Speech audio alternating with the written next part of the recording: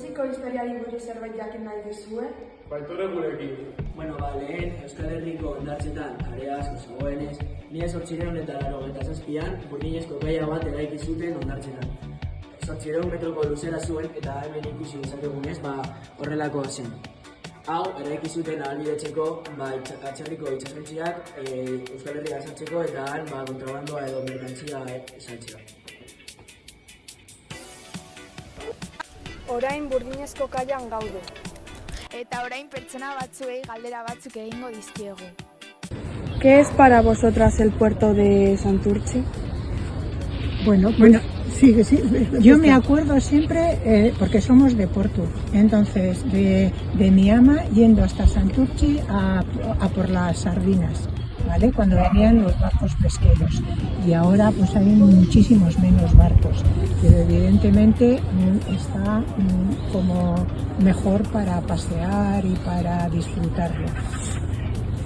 Pues sí, lo mismo, es un sitio, es un recuerdo bonito porque íbamos mucho con las familias a pasear hasta allí y a merendar a veces sardinas, el chicharrito, el besugo, que entonces se podía comer besugo.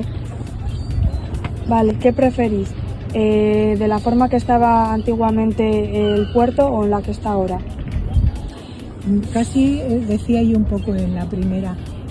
Ahora está mucho más paseable, está agradable pero el recuerdo de antes había muchos más barcos, era más puerto pesquero, tenía ese encanto de hace tiempo, ¿no? Y ahora pues se ha adaptado a la modernidad. Me quedo con los dos. Sí, yo también, porque además el progreso está bien y ha progresado para bien. Lo que pasa es que era muy bonito ver cómo llegaban los barcos cargados de pescado, todos esos sonidos del trabajo descargando, pues era muy bonito. Pero ahora también está muy bien porque el mundo tiene que evolucionar y las cosas son así, y está muy bien. Orain agutze itsasontzian bizitatuko du. Hemen ikusten bezala 1928an eraiki zen.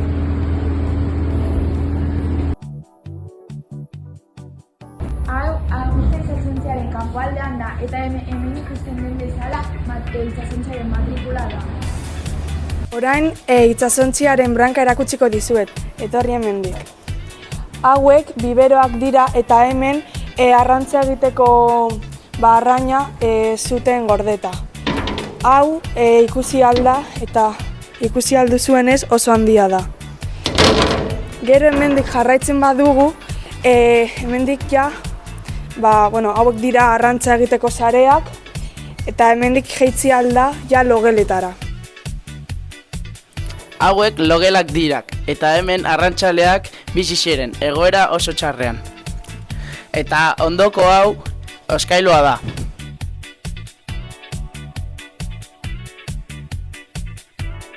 Hau komuna da. Hemen beste logela daukagu eta hemen lo egiten zuten arrantzale oso bereziak, kasu honetan arrantzaleak baino pizka bat hobeagoak. Hau patroiaren logela da, ikusi alduzuenez nahiko handia da eta hemen botikina zegoen behar zutenentzako. Hemen ere ikusi dezakegunez mapak zeuden. Gidatzeko eta hori guztia. Hau gidatzeko erabiltzen zuten, hemen ikusi alduzuenez timoia dago. Hau sukaldea da. Eta hau makina gela da.